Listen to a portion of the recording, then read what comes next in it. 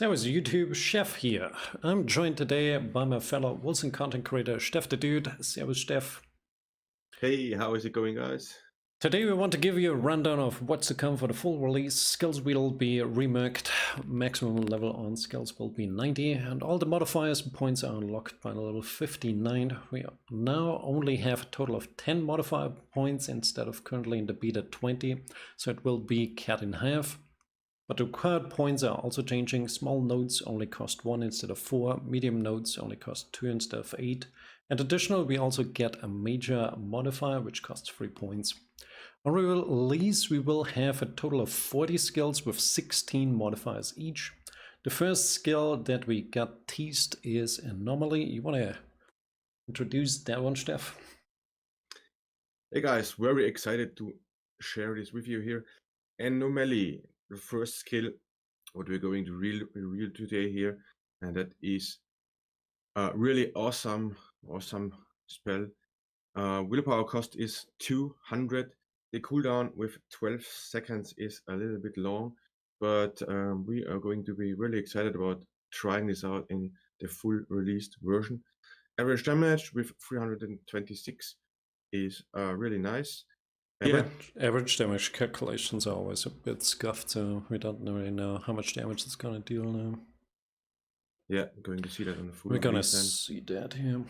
It's gonna do for sure. But yeah, the skill itself, it looks awesome how it pulls everything together. Like you said, it's gonna be a good support skill. Yeah, for sure. I hope to going to test that out. Support skill would be really interesting to test. And yeah, what we need then is to go the cooldown really down. Yeah, the only thing is really low. That's what I'm really worried about. The cooldown is like 12 seconds. Also, the cost is 200. It seems pretty insane. Like Winter's Grasp has 4 seconds cooldown, so this is like 3 times as high. And the cooldown of Winter's Grasp is around 3 seconds, 4 seconds? Yeah, it's 4.2 or something like that. 4.2, oh yeah. The willpower cost on Winter's Grasp is also 100 only, so this costs twice as much, and the cooldown is 3 times as long. We're gonna see how that one works out. Yeah, let's go into the modifiers. What this boy has to offer here. Yeah, Echoes of Infinity. The skills Vortex pulls enemies multiple times. So this is really a skill to pull the enemies. Yeah, that's what we're talking about. The way it looks right now, it looks like it only pulls once here. Yeah. Okay. Dislocating threats increases the area of effect of the damaging vortex. Yeah, Event horizon. Enemies are damaged when they are pulled in by the vortex. Yeah, we're going to see how that works out on the full released version. Damage. With damage, we don't really know anything. They haven't released any numbers, so we don't know anything about damage. Exactly. Temporal dilation increases vortex duration. We don't know about the costs of the modifiers yet. We're going to see that on the full released version then. Yeah, we also haven't released anything here. We also don't know how long this will last. Like on the gift that they released, it looks like, I don't know, 5 seconds. It cuts after 5 seconds, so maybe it's gonna keep him longer. So the next skill we got is Blood for Blood. Cast a damaging area of effect on the ground. Does more rend damage the lower the caster's health is. Only usable with melee weapons. Attack skill costs 35. Reach generation per second is 45 and cooldown is 3 seconds.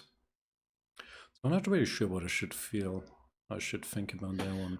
Really excited about the cooldown with 3 seconds. That's really an awesome. I'm also excited to try this with a necromancer build. Yeah, it would be really interesting. Lots of blood there, so I hope this is really a good one then.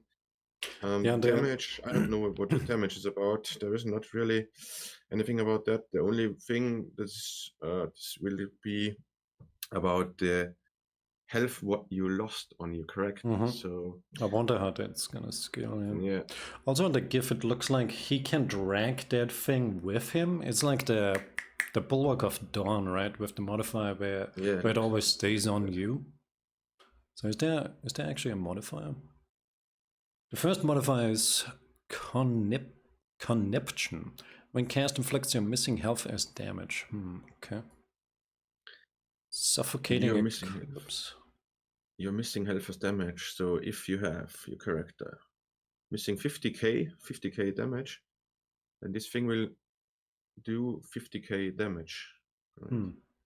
Not sure about. You think it's gonna scale 1-to-1? I have no idea. idea. That would be insane, actually. That would be actually insane, yeah. That thing Really? can then crit as well. That would be like 200k crit, dude. Yeah, because on your tank build, yeah, that's sick.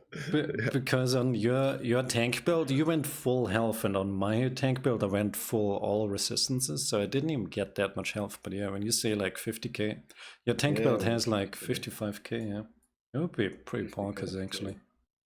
Yeah, the next doing 200 crits. And down as level 20. As a tank. As a tank. That's without increased material damage or anything, right? So that would also scale. Next modifier, Suffocating Eclipse. Converts base rend damage to shadow damage. So we can convert that into shadow, huh? So that would be that would actually work with the shadow pants, right? You could cast that with the shadow pants without having a melee weapon then?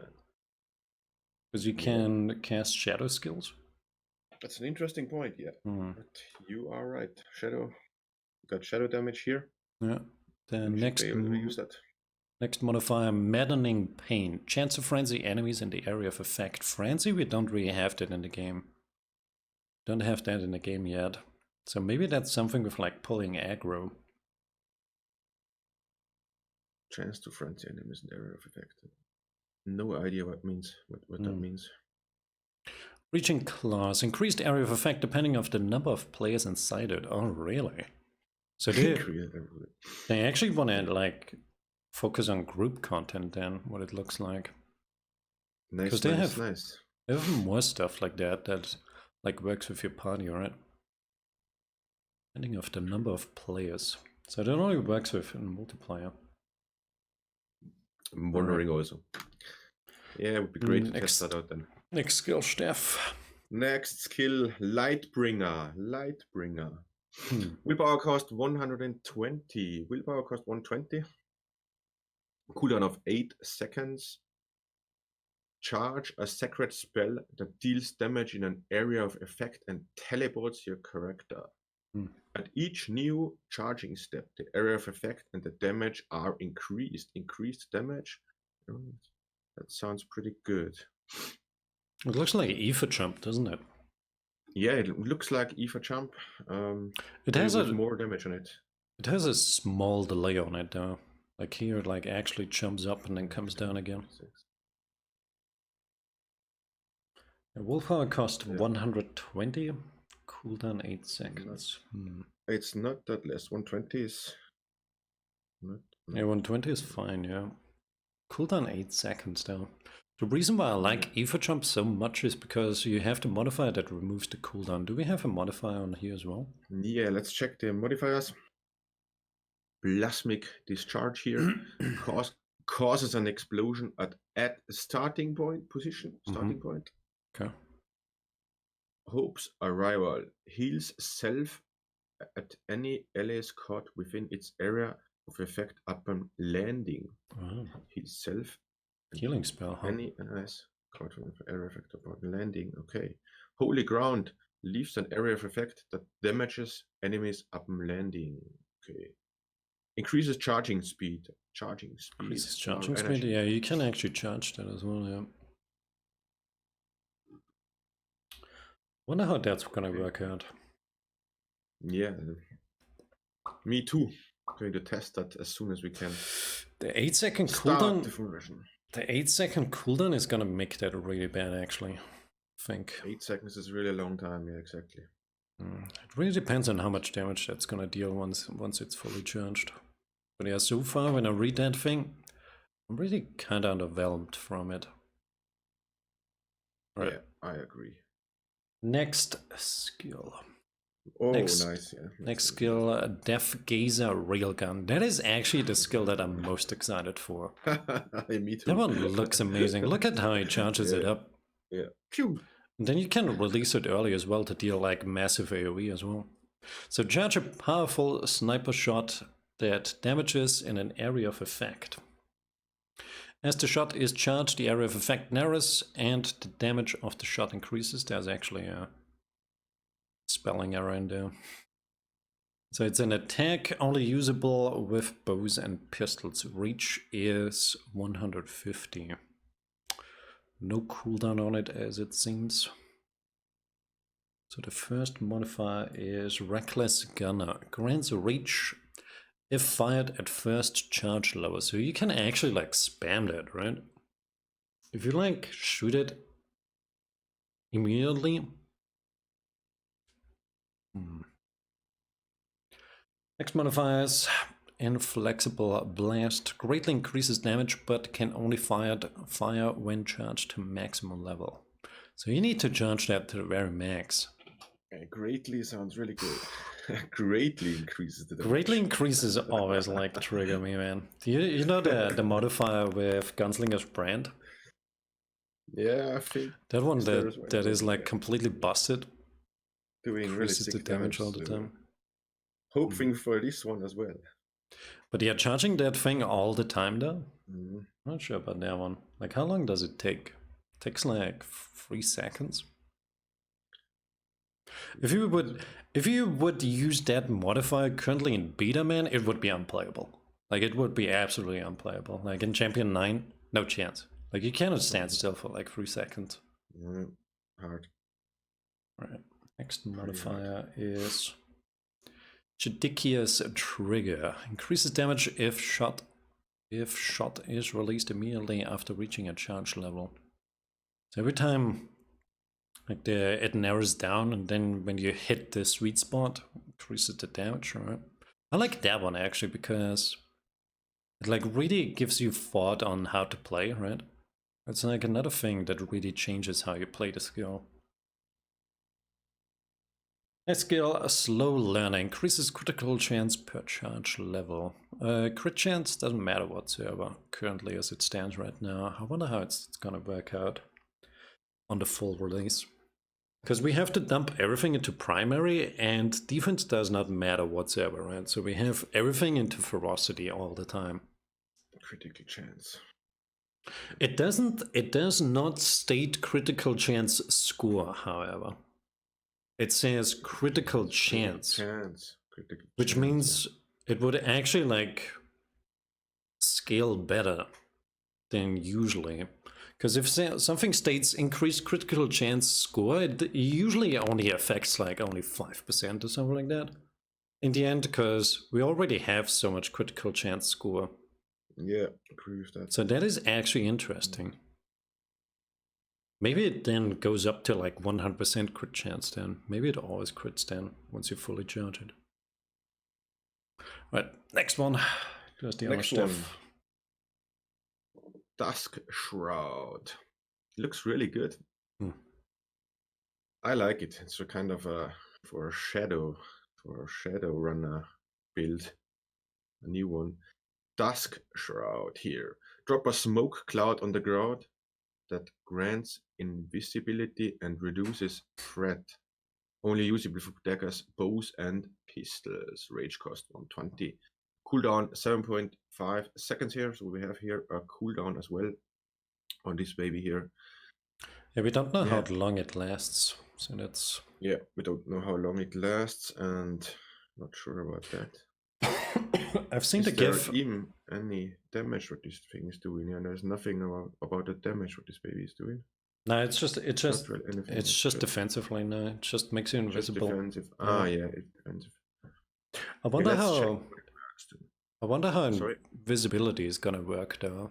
Like if you become visible once you attack again. Because that's how I think it would work, right? You go invisible. When you attack, you become visible again. Yeah. And yeah, it reduces threat, which is currently not in the beta as well. The threat thing. Yeah. Still missing. Let's move into the modifiers and check what we got. Shifting along walls. Begins force shield regeneration when a smoke cloud is dropped. Ooh. Okay, force shield regeneration. Finally something that works with force shield. Mm-hmm. The first really modifier, what is with force shield, I think. Yep. Is there anything in the beta? There was nothing with force shield. No, nothing. Regeneration or anything, yeah. Shrouded Assailant allows you to attack enemies while invisible for a short okay, period. there it is. Okay. So you do go visible when you attack something. And with that modifier, you're going to be able to stay invisible for a short period of time. The skill would be perfect for the current like Toro build, man. It would be like unbeatable then. Oh yeah. Unseen Frills increases shadow damage after dropping a smoke cloud. Oh, even better, man. I like the skill even more and more now. Fucking hell. Yeah, increases shadow damage after dropping a smoke. That's what I'm talking about. Shadow build. Here we can really drop a really good shadow build. Yeah. I'm always excited about this shadow, maybe. So yeah, that's shadow runner build. It's an awesome buff skill, yeah. Nice buff there. Makes you invisible, deal extra damage. Attendant's cloak, next one. Smoke cloud creates area of effect, granting invisibility to allies and lowering their threat generation. Okay, so it works for your allies then as well. Yeah. So they have that as well in there.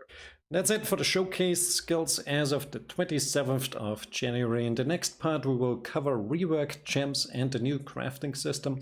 Also, shoutouts to Steph the Dude. Thanks for collabing and as well for our awesome homepage. Check that one out if you haven't seen it yet.